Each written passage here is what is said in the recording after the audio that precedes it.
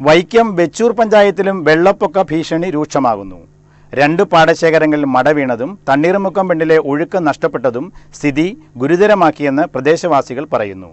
ദുരിതാശ്വാസ ക്യാമ്പുകളിൽ എത്തുന്ന കുടുംബങ്ങളുടെ എണ്ണവും വർദ്ധിക്കുകയാണ്. വീണ്ടും മഴ ശക്തമായതോടെ വെച്ചൂർ പഞ്ചായത്തിൽ ദുരിതബാധിതരുടെ എണ്ണം വർദ്ധിക്കുകയാണ്. നിലവിൽ വിവിധ ക്യാമ്പുകളിലായി 500ഓളം പേരാണ് കഴിയുന്നത്.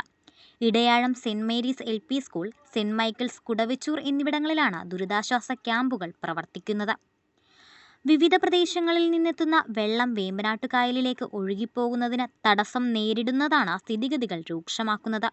ഇതുമൂലം നിരവധി വീടുകളിൽ വെള്ളം കയറിയിട്ടുണ്ട്. ഇതിനിടെ 2 പാടശേഖരങ്ങളിൽ മട വീണു.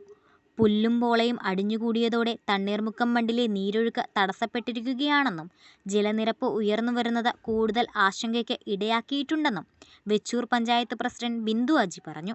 ഇത്തവണത്തെ ഈ മഴ കാരണം നമുക്ക് നമ്മുടെ 30 പാടശേഖരങ്ങളിൽ 2-3 പാടശേഖരങ്ങൾ ഒഴിച്ച ബാക്കി മുഴുവൻ പാടശേഖരങ്ങളും അതായത് മട വീഴുന്ന ഭീഷണിയിലാണ് ഇപ്പോൾ നിലവിലുണ്ടായിരുന്നത്. 2 പാടശേഖരങ്ങളിൽ മട വീണ് കഴിഞ്ഞു. നമ്മളിന്ന് RDO അടക്കമുള്ള എല്ലാ MLA അടക്കം എല്ലാവരും ഈ പറയുന്ന പാടശേഖരങ്ങളെല്ലാം നമ്മൾ പോയി സന്ദർശിച്ചു.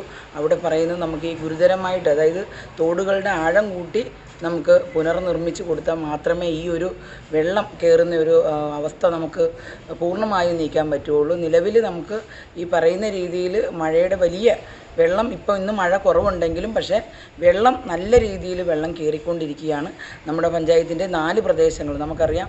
മറ്റം അതായത് തോട്ടാപ്പള്ളി, അച്ചിനകം, അതുപോലെ മഞ്ചാടിക്കരി ഭാഗങ്ങളിലാണ് ഇപ്പോൾ ഏറ്റവും കൂടുതൽ വെള്ളം. അതുപോലെ തീരദേശ മേഖലയും നല്ല രീതിയിൽ വെള്ളം കയറിക്കൊണ്ടിരിക്കുകയാണ്. അതുകൊണ്ട് 2 ക്യാമ്പാണ് നമ്മുടെ പഞ്ചായത്തിൻ്റെ പ്രവർത്തിക്കുന്നത്. ഇടയാഴം സെന്റ് മേരീസ് LPSും അതുപോലെ തന്നെ സെന്റ് മൈക്കിൾസ് കുടവെച്ചൂരുമാണ് നമ്മുടെ ക്യാമ്പുകൾ.